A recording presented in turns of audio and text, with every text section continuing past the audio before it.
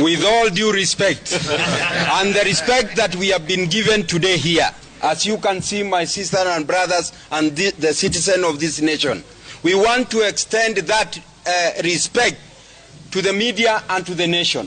What we have agreed here, I can confirm. The CS Mbadi and CS Mukomen are seated here, Wandai. I'm sorry for that.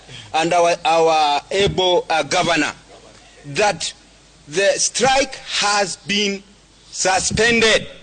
That is what I want our Kenyan citizen to hear. And since we have a nation to build and a government to run, Kenya is ours and we should build it.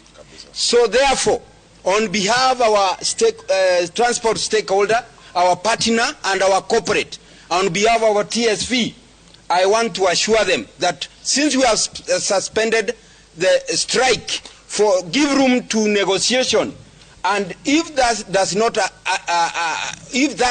we are not able to agree, we'll come back for the same. But for today, the nation should run. Thank you very much.